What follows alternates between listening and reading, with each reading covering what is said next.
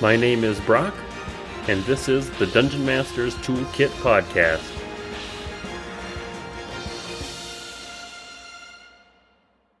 On today's episode, I talk to Mike from UnMade Gaming.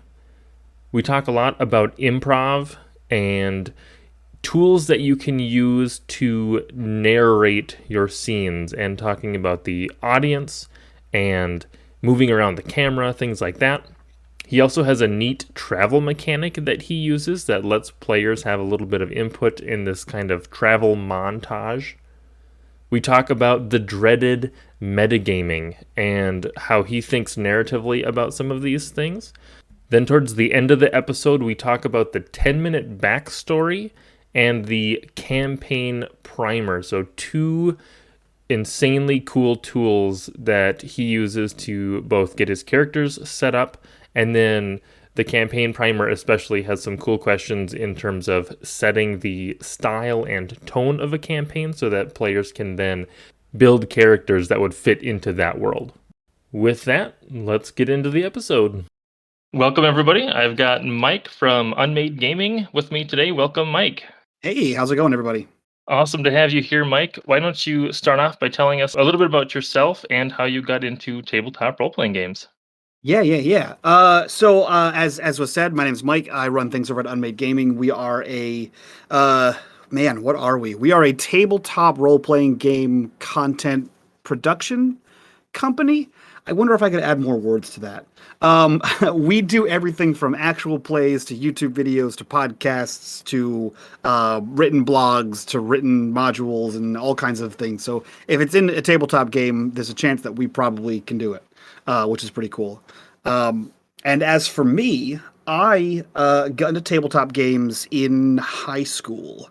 When a buddy of mine came up to me and said, "Hey man, you play a lot of games like Final Fantasy and you're, into that kind of thing. Would you like to play D&D?" And I said, "Absolutely not. That game is for nerds."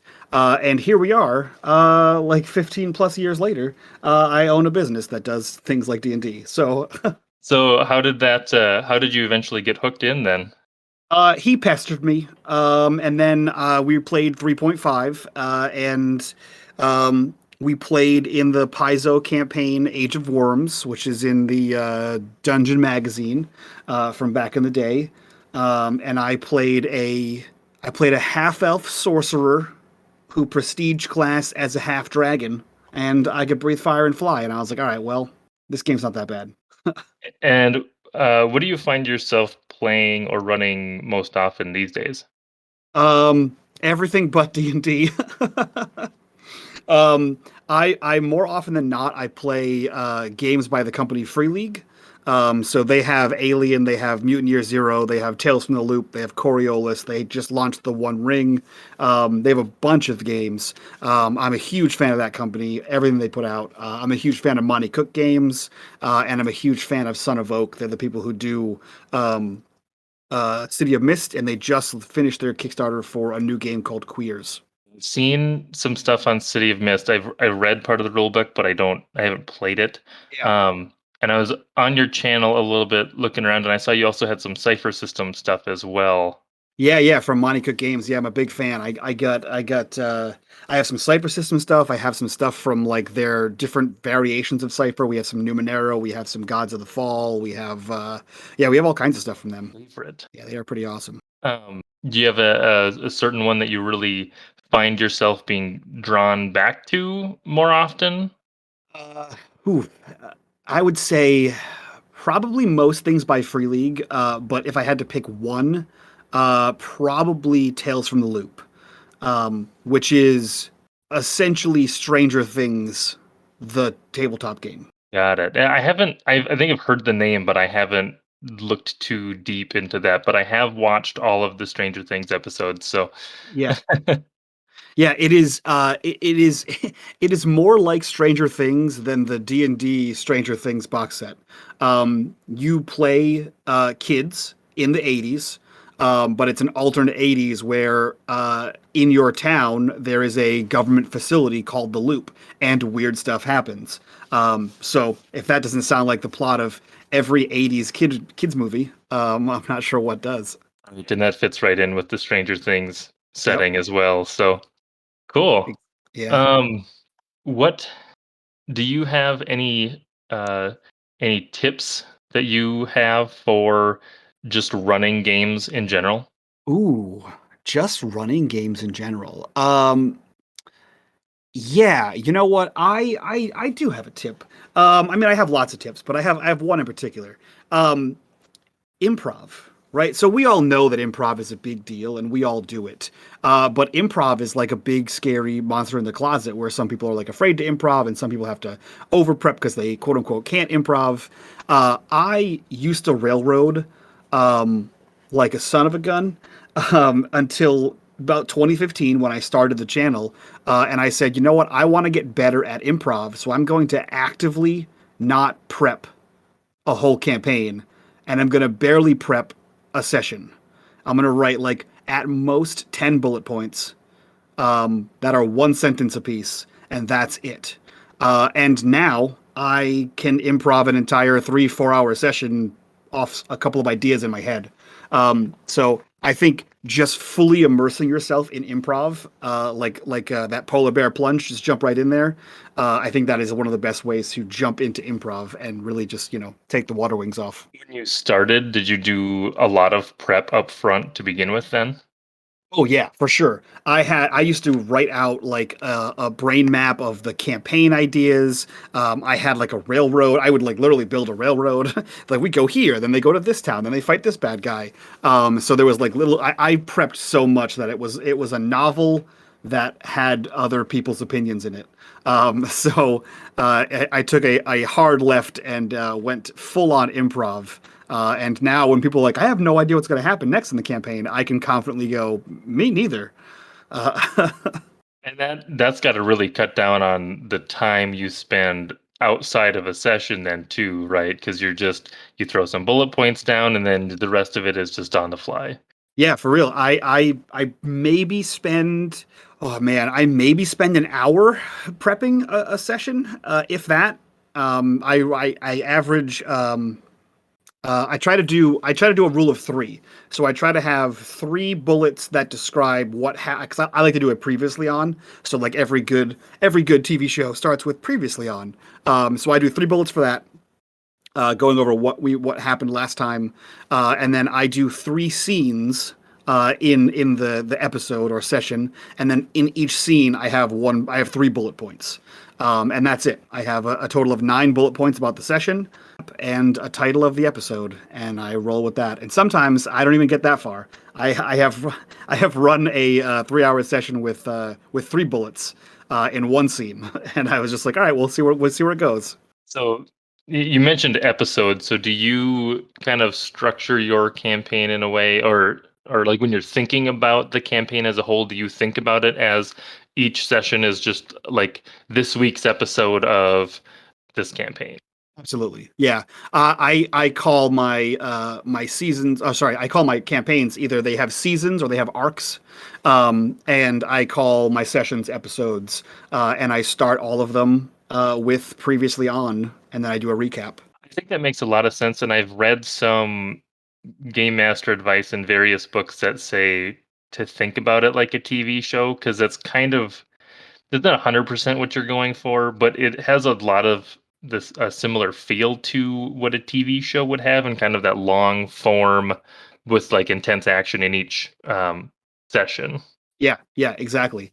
And I feel like it helps kind of frame things, because for me, my style is more cinematic to the point where I refer to the audience as as a like third party omniscient being. And the audience is both when we have a live audience, but also anyone not directly in that scene, right? So if it's a scene between just two characters, the other two players at the table, or three players, or how many of you have, are the audience. So I will refer to the audience, and I will refer to actual camera moves. So I'll say like, okay, the camera as the party walks away, the camera zooms in and pans behind them towards the tavern and blah blah blah. And I narrate a scene where the players aren't even involved; they're kind of off camera. But now the characters are off scene. But now the players know something else happened after they left. It's one of those tools that TV shows or movies a lot of times like to use to create suspense, right? Because Yeah, the heroes will do something and they'll be walking off and it'll pan over and you'll see, a creature or a timer or something right in the background that now the audience is aware of it, but the players aren't aware yet. So yeah, there's a little bit yep. of tension there. Yeah, I love those moments, those like narrative asides.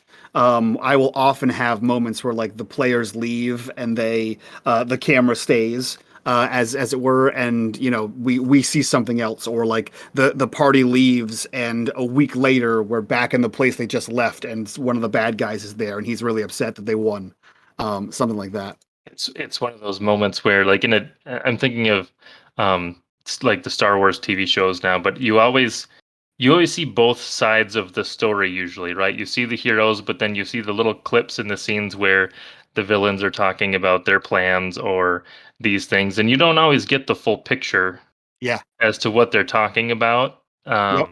But you do see that other side of it, so you know that this the heroes and the villain are on a colliding path at some point.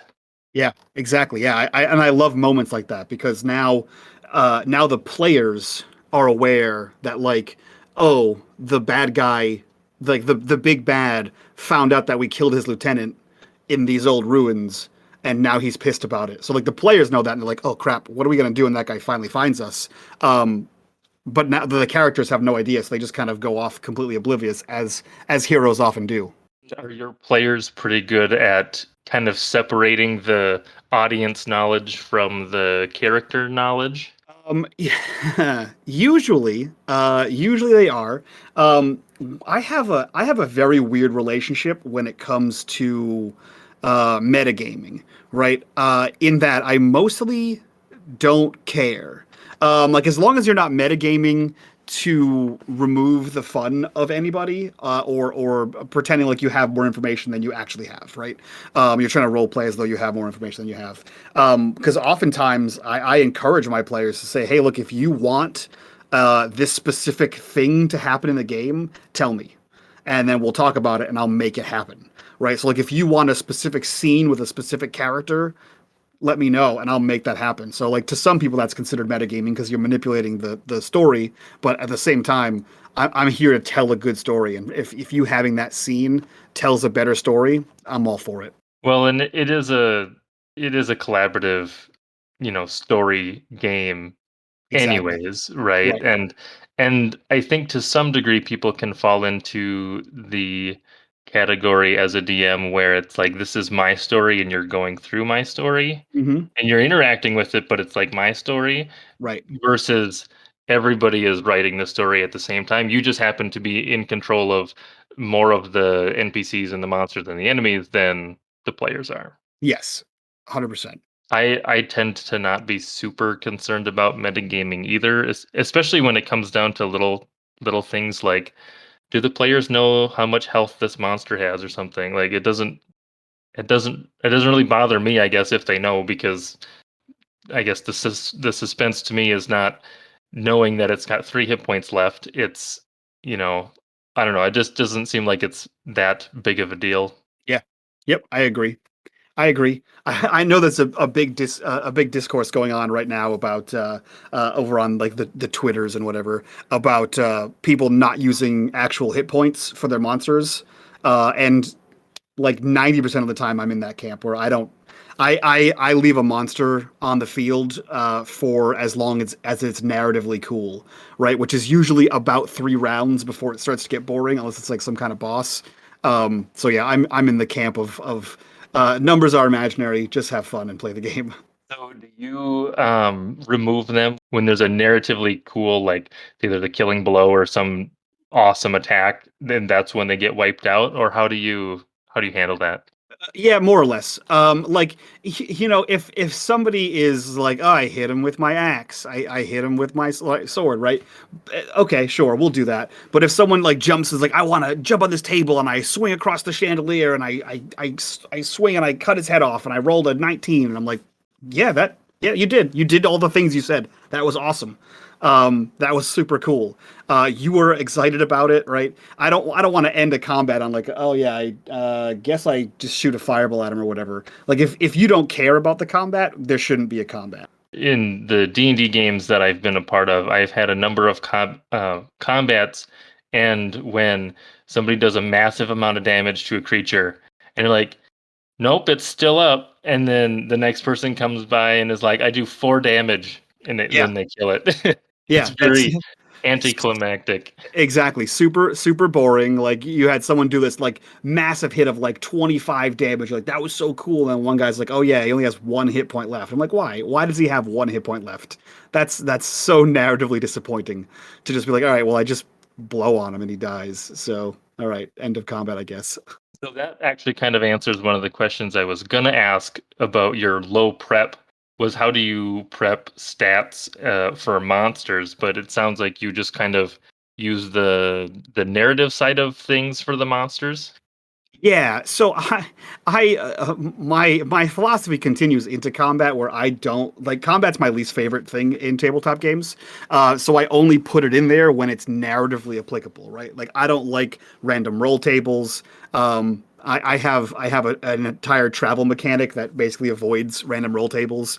Um, and so unless there's like a bad guy or some kind of encounter that is keeping you from the goal, I'm not going to have a combat just for the sake of combat. So most of the time, the combat has like a theme, right? Like it's bandits or it's thugs or it's undead or whatever it is, right? And we've all seen bandits, we've all seen thugs, we've all seen soldiers, we've all seen zombies. We have an idea of what they do.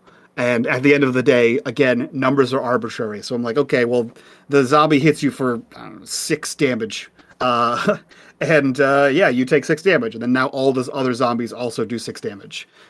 It's one of the things I love about Cypher System is that you have 3 categories of weapon, light, medium, and heavy, and they do 2, 4, and 6 damage, or 2, 4, and 8 damage, and that's it. Doesn't matter what light weapon you have, it does 2 damage. Doesn't matter what medium weapon you have, it does 4 damage.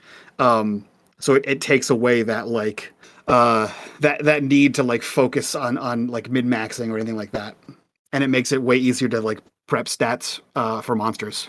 I'm a fan of there's some other games that do similar things where they tone down the amount of variety that you have, but then your weapons are differentiated by like, well, what could you do with this? Can you throw a battle axe? Probably not. Can you Hmm. throw a dagger? Yes.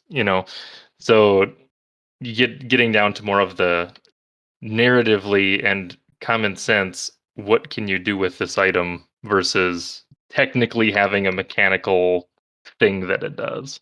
Absolutely. Yeah, I want to encourage, and I do when I have new players, but I want to encourage you to think narratively. I often say that I'm the worst at teaching people how to play tabletop games because I'm not a teacher. I'm not nothing we do is learn how to play. But my philosophy, anytime I have a new player at my table, is let's sit down, let's make your character. You tell me what you want to do. Explain to me what you want to do, how you want to do it, and I will tell you what to roll. Because it's my job as the GM that I know a bunch of the rules, so I'm not going to expect you to read a tome of rules. You tell me what narratively cool thing your character wants to do, and I will tell you what to roll. And that applies like to from new players to anyone, right? That's just how I teach new players. So I encourage all of my players at my table to do the same. Boil all RPGs down to that basic mechanic. You might be rolling different dice or looking for different, results or combinations of results, but that's really the core thing in pretty much all tabletop games. I agree, but I think a lot of people like fall away from that and get too focused on the numbers, right? And I try to lean in the opposite direction where I'm not worried about the numbers. I'm here to tell a good story. There's a level of crunch that people like, and people, well, especially with like video games too. A lot of video games focus on like all these abilities and different boosts and stuff that you can get, and a lot of the tabletop games also kind of fall into that. Like, here's a Hmm. bunch of things that add modifiers or extra damage or whatever, and if people enjoy doing those builds and stuff, then that's great. Right. Exactly. And yeah, I'm not gonna knock anybody. That's just not how I run my table. So in the same way that I'm not gonna, poo-poo on anyone else's game, when it's my table, when it's where I'm running things, that's how I do it. Would like to hear more about this travel mechanic that you mentioned. Oh, yeah. It's a very simple narrative travel mechanic that I have no idea where I stole it from. But it is so in most games that I've played and run, travel is an inconvenient truth. We have to go from A to B. Let's roll a random encounter. Let's fight this monster for no real reason other than we need something to do. So I cut out the middleman. Again, I run my games like a TV show. And how often do you just see a travel montage in a TV show? Never. You see them leave. You see maybe an important scene on the road, and then you see them arrive. So my travel mechanic is that same thing. What I do is I go around the table and I say, "You tell me. You have complete narrative control. You tell me one thing that happened to set back the party, and you tell me how you handled it." And then that whatever they say happens. And sometimes I may add some flair on top of it, and then we move to the next person, and whatever they say happens, and then so on and so forth until we're done. I really like that idea. It's pretty streamlined, but then you also are getting the players to have some control in the story as well. Yeah, it's super super simple, and sometimes it's as simple as like, oh, it rained. We actually just had this happen in one of our recent games where someone said, oh, it's raining, and because I'm familiar with the area, I am able to find like an outcropping where we can hide away under the rain. And I was like, okay, cool. In this part of the area, you know that sometimes the weather is cursed and the rain is actually acid rain. So you have to take refuge under this, outcropping of rocks and blah blah blah. And then the other narrative happened because of it, because they said it started to rain, which meant now they bedded down in the woods, which allowed me to have like a narrative dream sequence with one of the characters, all based off of this travel mechanic that someone said, "Oh yeah, it rained today." So I can really see the like TV show aspects coming in with this. Have you ever had them come up with something that was just super off the wall? All the time, all the time. And if you ever watch any of my content, it's very telling because I go, okay, um, okay, yeah, no, and I just use a lot of filler words while my brain is processing how the hell to improv around whatever nonsense they just did. But yeah. More training on the improv side of things then. Yeah, that's my thing. Is like once you start improv, right? Like once you get comfortable enough to like largely incorporate improv into your tabletop, everything becomes an opportunity to expand at improv. Did you do any research or reading or watch any type of videos on specifically how to improv, or did you mainly just dive in and just start doing the improv? The latter for sure. I just dove in and started doing the latter. I just started doing improv. Yeah, I just delved deeply into it, and what I would do is I wouldn't. So a lot of people will prep like a couple sessions or like prep a little bit of story. I will not prep the next episode until the current episode happens. So if we have episode one, I have no idea what's going to happen to episode two because episode two is going to be directly based off of the events in episode one, right? Like usually when I'm doing a campaign, I have a vague idea of like I know how it starts. I have a vague notion of like what I would like the ending to be, and then I have a few like I usually like go through my characters' backstories and I pick out a few notes to say like, okay, it'd be cool if like this person's long lost brother was alive and they come back and is a bad guy. And I know that's a thing. I have no idea where that's going to happen, when that's going to happen, or how. I just know that'd be a cool scene to have. So let's keep that in my back pocket for something cool. Or backstories for players, do you have them write something specific, like for the type of game that you're going to play, or do you just say, here, just bring your characters and they just kind of come with whatever? What's that process like? I encourage heavily that my players write something specific. I have them use what's called the 10-minute background or 10-minute backstory. I found it on Google, so I encourage everyone to do the same. Um, it is a number of questions. I can't remember the top off the top of my head. It definitely takes more than 10 minutes. But it's like name a couple of quirks about your character, or name some things that like are very important to your character. Create uh, three NPCs. Two of them are friendly NPCs. One of them is a non-friendly NPC. Create two secrets about your character. One that your character knows, and one that is a secret about your character that they do not know. And the GM will create another secret that neither you nor your character know. So it's things like that, right? So usually I comb through backstories, and I incorporate those elements into the plots of the campaigns. Backstories are a little bit more unified, at least in terms of you kind of know what details you're getting about a player. It's not like a 3-page backstory that's just a bunch of random information. Yeah, so what I'll do is I'll say, hey, if you're going to write a backstory, I'd like for you to do the 10-minute backstory. And then if you want to write a 10-page novel, go for it. I will promise to read the 10-minute backstory, and I will incorporate the things in there into the campaign, and I will do my best to get to your novel if I have time. Yeah, it's hard because some players really want to write that huge backstory, but sometimes it's not always as actionable Yeah. as like this. Having those specific things where you can easily grab NPCs and start weaving together, Hmm. your overall campaign. There's a lot of good hooks there. Hmm.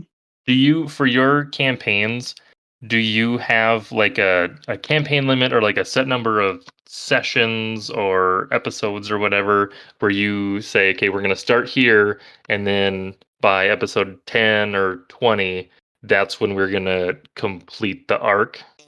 So for my live streams, yes. For home games, no. Home games run until we're done, or until everyone's schedule changes because we're adults, or until no one wants to play anymore. But for my live streams, we do a 12 episode session, or sorry, a 12 episode campaign. And then are those episodes kind of broke out into like different acts or like mini arcs or anything? Or is it just a straight, Um, just kind of depends on what happens? Yeah, it depends on what happens. For me, no, I don't break them out into arcs. Usually, the 12 episodes is the arc, and if people like the show, we'll renew it for a second season, and then a new arc happens with the same characters. Other GMs, because we do have other GMs on the channel, they may do something slightly differently. Um, but by and large, yeah, we try to stick to a 6 or 12 week schedule. We do the 6 weeks towards the end of the year when it's like the holidays and it's a pain to schedule people. But yeah, we've had some pretty good results of that. We actually have one of our shows is going on its fourth season. Another show is going on its third season, and another show is going on its third season in 2022, I think. Nice. So you got a decent number of continuing shows then. Yeah, yeah, we've had shows go on for four-ish. I think four is our max so far. But yeah, we definitely have some shows that have like 30 plus episodes on our YouTube. We've been running a game of Coriolis, one of those free league properties, for since before the pandemic. We play for 12 weeks and then we take a break and play for 12 weeks. It has like fan art. We did a crowdfunding for it for a third season. We actually have like a live action video we shot for it. Yeah, it's crazy. Practically an eternity ago I now. know that's forever internet years. How many people do you have at Unmade that are helping with content and DMing and stuff? Oof. So that's a complicated question. How many people work at Unmade Gaming? One. How many people GM and are in the cast and are in the community? A bunch. So we have a rotating cast of people. So we try to gather cast members from the vast outreaches of the internet. We do have a bunch of people who are like mainstays. We have like Nomadic is prolific on the channel. Little Red Dot as well. They've been on the channel for years at this point. And then we do have a community manager in our Discord, kind of doing that.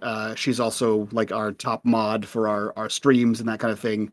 But other than that, it's mostly content creation is primarily down to me and freelancers. Like I try to hire out freelancers for art, for some of our like trailer videos. I'll hire out freelancers for that kind of stuff. We did a podcast, and obviously I hired out the editor. So officially there's one employee, but unofficially there's a bunch of freelance work. I'm not at the point where I can hire out my editing, but I would like to do that at some point. Right? You've played a lot of different systems, it sounds like. Are Mhm. there any systems that you haven't yet gotten a chance to play that you would like to try? Ooh. Um, Good question. I mean, I know that I have a bunch of systems that I'm going to try. Like I'm waiting for I have the alpha version of the One Ring second edition that just came out. I know that there's a new oh, what the heck's it called? My brain just turned off. It's oh God, Harrison Ford fights robots in the future. Blade Runner, a new Blade Runner game just got announced, so I'm very excited to check that out. Um, I want to play the new Power Rangers game that just got announced by Renegade. They also have a GI Joe game that looks kind of cool. Um, yeah, I mean anything that pops up and is I don't know nostalgic or just like from a cool company. Like I saw what is it? Cobalt Press just did a sneak peek for their upcoming new Kickstarter, which is a book called The Book of Ebon Tides, which we have very little information about. It's something to do with like the Plains of Shadow, but it looks cool, and I'm like, oh, I'll play that. Yeah, so I'm kind of all over the place when it comes to games. It's whatever I can find a cast for, or find someone else to run for me. Yes, getting somebody else to run a game is usually nice too, especially if it's something you haven't played before. Yeah, And nowadays it seems like there's like 50 Kickstarters for a new tabletop game, so it's hard to keep up with getting time to play and getting all the new books and all that fun stuff. absolutely. Yeah, yeah, I I had to back down my Kickstarter habit because it was pretty egregious. I definitely have an entire box of books that I've never opened because I was like, this looks really cool, and then just never never did anything with it. Yeah, I luckily I've always get the itch to back stuff on Kickstarter, and then I'm always like, I just don't know if I'm gonna drop money on that. The like one thing that I've actually kickstarted was the second printing of Gloomhaven, and that Oh yeah, unfortunately sits in my closet yeah, uh, for long amounts of time. So yep. That is the curse right there. Yeah. that one in itself, it's a big box and it takes a long time to set up and tear down when you want to play. So it's a little bit of a barrier to entry there. Yeah, I can imagine. I have never, thankfully, I have never gotten huge on the board game train. So I don't like. I have a friend that had he had like two whole bookshelves just full of board games, and I was like, oh man, that's a lot. Then I look at my two bookshelves full of D&D books or tabletop books. I'm like, ah, that's fine. Board games, you're buying the book and the pieces. With tabletop, you're usually just buying the book and maybe miniatures. Exactly. And if you're clever about it, you can kind of buy the PDF and just tuck that away, not have to worry about everything else. Right, so it doesn't look like you have a massive collection, but you've got, your cloud storage filled Oh with yeah. with Oh, PDFs. for sure. I may have a bookshelf full of books, but I have three or four times as many PDFs. I've tried to watch one of your streams a little bit ago, but I've been super busy. Yeah. But when you're running games, do you tend to use like maps or anything, or do you like to focus on theater of the mind? I am primarily theater of the mind. And there's no big philosophy there. I'm just lazy. Um, so what it comes down to is I didn't want to find a map and then have to find who made it and then be like, hey, can I use this? And I didn't want to commission a map and I didn't want to make one myself. So I just said, just use your mind. It's free. I suppose if you are running them on stream, you have slightly different requirements in terms of getting permission from map creators to use them. Yes, we try. I mean, there was that Wild West time of the internet where everyone was just like, "I found this on Google and I'm putting it on my stuff." But you know, I especially try to shy away from that because one, that's the right thing to do, and two, because I'm a company, so I should especially not try to steal work. So usually, any art that's on the screen Um, is either I hired a freelancer for it or I've asked for permission from the artist to use it. And that makes sense, especially when you can monetize streams and stuff. It's Right. just it's that thing is as soon as you start accepting money or could potentially be making money from it, it gets a little bit more complicated than it was before. Exactly. Exactly. Is there something about game mastering that you wish you would have known earlier? Ooh. Um. Hmm. Something about game mastering that I wish I would have known earlier. Um. Yeah. It's not scary. Uh, it's not scary. And your players should have. Whew, man, how do I want to word that? Your players should have almost as much control over the story as the GM. I think it should be like 90, like if you have 26% and everyone else has 24 point whatever, that's what it should be, right? Like it should be almost equal across the board as who gets the story. As the GM, you just have a bunch more stuff going on with like NPCs and combats and all these other, so there's things your players can't have narrative control over. But I think that the that's one of the reasons why I love improv is because I like I said before, I genuinely do not know what's going to happen next week until whatever happens this week happens because I base everything that's going to happen next week off of what you did this week. So it makes it drives home that like this is I'm reacting to the game. So yeah, I guess if I could sum it up, that'd be that. React more, plan less, react more. It really seems like you are trying to put yourself almost into like a glorified player role where like you're trying to tone back on the amount of stuff that you're in charge of so that you can also kind of be a player. You just have different responsibilities at the table, right? Yeah, exactly. And I often encourage players to do do the heavy lifting. So like if they say, I'm looking for an inn in the town, and I go, oh, you know what? I didn't plan for an inn. So I'm not going to tell you no, right? I'm going to yes and I'm going to improv into that. I'm going to say, yeah, there's an inn in the town. You see an inn down the street. It's a two-story inn with a faded sign on the front. What does the sign look like, and what is the inn called? And players are like, oh, I get to jump in and make story happen. Okay, cool. What it's called this. I'm like, okay, yep, that's what it's called. It's called the Sleeping Bear. Let's go. You're into the Sleeping Bear Inn now. So it kind of adds that extra layer that gives players that additional buy-in because they helped make the world. Right. That's one of the things that I've taken from some of the Powered by the Apocalypse games, Hmm.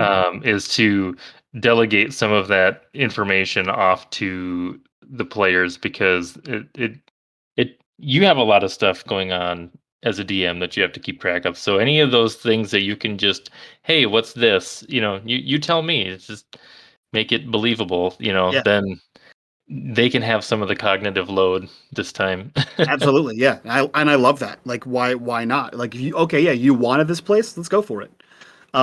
Like I just had a player reach out to me the other day in a game, and they said, "Hey, before the session, when we go to town, would it be possible if there was like a safe like inn or haven that like they know my character, so they're not gonna like rat us out?" And I was like, "Yeah, yeah, let's do that." So they asked for that, so I made that happen, and then as a GM, I can take and put my little twists on it. Um, so yeah, it's always fun to include your players in the planning of the game. And when you go back to like you're coming up with a new um season of something, do you include them Do you like pitch them a game like here's a high seas adventure that we're gonna do, or do you kind of go to them and say, hey, what like we're gonna kind of build out um the season together from the start? What's kind of that process? Yes, I guess is the short answer. Yes, I do both. So we're trying to make it uniform across the board, but we do have a um, what the hell do we call it? It's not a pitch document, but it's a document for every campaign.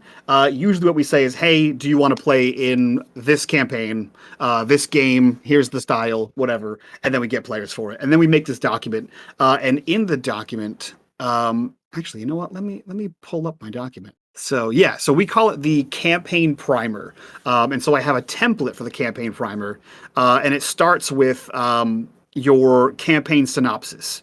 And I say write in bold letters for the GM because I give these out to the GMs to fill out. It says this should give enough detail to let your players know what they should expect in the campaign and set some general tones. Then I ask for any kind of content warnings. If there's like excessive violence, if there's gore, if there's like body horror, if there's anything like that, put that all out there. And then I say if you were to give your campaign a movie rating like R, G, PG-13, what would it be? And why? And then if you were to pick a Hollywood director for your campaign, who would it be? Right? Like it's one thing to say, "Hey, I want to run a game where we're all wood elves and you're part of like a resistance movement fighting back against like the imperial human empire," right? Like, okay, that sounds pretty cool. But then when you say, "I want to run that game," and it's directed by Quentin Tarantino, you're like, "Oh, okay, that's a very different game than what I was picturing. Let's go. Let's do that. That's crazy." Versus like it's directed by like Martin Scorsese. You're like, "Okay, well that's a very slow game. This is a very slow political game." Okay, I get it. Um, so I feel like that kind of evokes some kind of scene or idea of what it is. And then in our document, we have safety tools built right into the document where we have lines and veils. Which, if you guys haven't used safety tools before, lines are lines we do not cross, and veils are the easiest way to put it is like anytime there's a romance scene in Dragon Age where the screen kind of fades to black. We know what's happening, but we don't actually expressly go over it. And then I have a page called the player documentation where the players put like their character name and what their character concept is. And then I have another page where the players can put like what they as a player want out of the game. Like, do you want to do like if we're doing a mystery game, right? Do you want to do like good cop, bad cop scene? Do you want to have like the rough and tumble, big city chief, right, of the police? So you can put like what I want as a player, right? I've had players put I want flashy anime combat, and I was like, okay, cool, let's do a flashy anime style combat scene. So I will take the campaign, or I'll have the GMs take the campaign and sort of take what the players want and sort of manipulate that into what they had planned for their camp. And then we use the rest of the document for setting information and important NPCs, and then session recaps so that the players can check back every week and get a reminder of what the heck happened last week. So it kind of becomes a living document of what's happened, kind of what the start of the game is going to be like, and Yeah. how that kind of morphs into an actual campaign, and then it kind of contains the notes, at least a light level of notes for major events that Yeah. happened. Yep. Exactly. Exactly. I really like the movie director question in there because, like you said, it really does change the feel when you switch out different directors. As to the setting might be the same, but directors can be very different. Right, exactly. And so I feel like, and even if you don't know right away who that director is, you can kind of Google it and be like, okay, well, this is the style of movie he makes. Let's see what that's about. Like I have a game that I'm playing. The game is called Vessin, and the easiest way to explain it is that it's kind of like the TV show Supernatural, but set in the 1800s. So you're a group of investigators who are hunting down monsters, but the only way to vanquish monsters is to research and study like how to get rid of them. Like it might be a spell, it might be like you have to burn the bones. And I wrote for my director.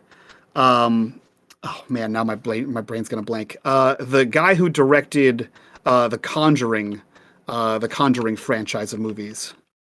Who is also he's also the director for Insidious and all those movies. So like knowing those movies, you kind of get a an idea of the level of horror that I'm trying to go for. James Wan, that's his name.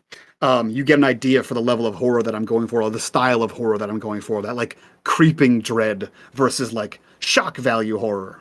Right, because those are two very different styles of film, Yep. and would play out differently in terms of the games. Exactly. And I feel like that's an easy way to be like, okay, this is okay, now I can better build my character to fit in that kind of movie, right? Yeah, I think that makes a lot of sense. One other question, if you don't have it, you could throw in there is for the players, what actor would you have play their character? We have so I used to do face claims. We do them on and off. We have an amazingly talented artist in the community who has done some just off the wall fan art. And we often give her face claims for our characters so that she can kind of look at that character, look at what we've said our character looks like, and just sort of go off of but yeah, I think I'm always on the fence about adding face claims to the document because some people love them and some people don't have a um, a person in mind. So now it's like homework that they got to go find someone that looks kind of like their character. So it's always that like 50-50 kind of deal. Why don't you give us some more information about Unmade Gaming? Sure. Yeah. Yeah. You can find us everywhere on the internet at Unmade Gaming. I think it's Unmade Gaming Plays at YouTube, but I think if you type in Unmade Gaming, you'll find us. Our Unmade Gaming YouTube is a archive currently of all of our past shows and all of our current shows. We put them up on YouTube roughly 2 to 3 days after they are live streamed. So we have content dating back from 2017 to now. We probably have like over 1,000 hours of content on there. Probably a couple thousand. I'd have to do the math there, but yeah, most of our shows are 2 hours. Some of the older ones are 3 hours, but we have, like I said, we have some Cypher System, we have some D&D, we have some City of Mist, we have a bunch of stuff by Free League. We have a bunch of one shots on there that were for charity from years ago. So we have a lot. Call of Cthulhu, Powered by the Apocalypse, everything. So if you're looking for actual plays, that is a great place to go and find some. We're also live once in a while on Twitch. We're in a hiatus right this second, but we're planning for 2022 to come back with a big explosion of shows. But yeah, so our YouTube is probably one of the mainstays of where you can find all of our content, and of course our Discord. We have a pretty booming Discord. People are chatting about the shows all the time. It's a pretty solid community. And for my 6-year anniversary, they surprised me with a wiki page. So now we have an Unmade Gaming wiki that people are slowly going back and rewatching the old shows and filling out episode synopsis of all 500 something videos we have on the channel. That is really cool. Yeah, I was absolutely blown away. We did a live stream, and that at the beginning of it, they said, "Hey, we need you to. We know you're running production and not actually on the stream today. So at the end of the episode, we need you to pop your face on because we have a surprise for you." And I was like, "Okay, cool. I'll see you guys in 3 hours." And then I popped on, and they blew me away with a super cool wiki page. So, yeah. You did mention that you had like a podcast or something, maybe? Yeah, so we have a podcast network. We had a podcast pre-pandemic called Dark Fortunes. It was a D&D 5e podcast. It was set in the world of Humblewood. We got about 20 something episodes in, and that podcast has since ended. You can still go listen to those episodes. They are great. It is incredibly well edited, if I do say so myself. The editor we hired is amazing. And we also have a couple of our more popular actual plays that we ripped the audio off of YouTube and kind of piecemealed it into podcasts. So we have one called Void. It's a Coriolis podcast, and we have one called Atari Twilight, which is a Tales from the Loop podcast. Both of those are two of my favorite games we've ever run. And if you want to have a very weird laugh, you can check out, I think we have like 3 episodes. We put out an episode like once every 6 months, just for fun. It's a podcast called Hot Dice Daddies, where me and my friend Joey, we just lean really, really close to the microphone, and talk very breathily about dice and tabletop games and just what's going on in our lives. But for some reason, people keep listening to it and find it hysterical. So yeah, if you wanna have a weird laugh, go check out that one. That's awesome. I will get links to your channels and hopefully your podcast as well, and I'll throw them in the show notes for anybody that's listening, so they can get over there a little bit easier. If I could add one more thing for the listeners, it's get out there and tell good stories, man. Get out there and tell cool stories. At the end of the day, like, role playing is a game, but it's a game where we collaborate to tell cool stories. So make sure all of your players are having fun, telling cool stories in a safe manner, and then enjoy. Yes, thank you for being on, Mike. Yeah, absolutely. Thanks for listening to this week's episode of the Dungeon Master's Toolkit podcast. You can find links to all of the products and resources that we talked about on the show in the show notes. And if you'd like to join the community or find out how to be on the show, check out our subreddit or join us in our Discord server.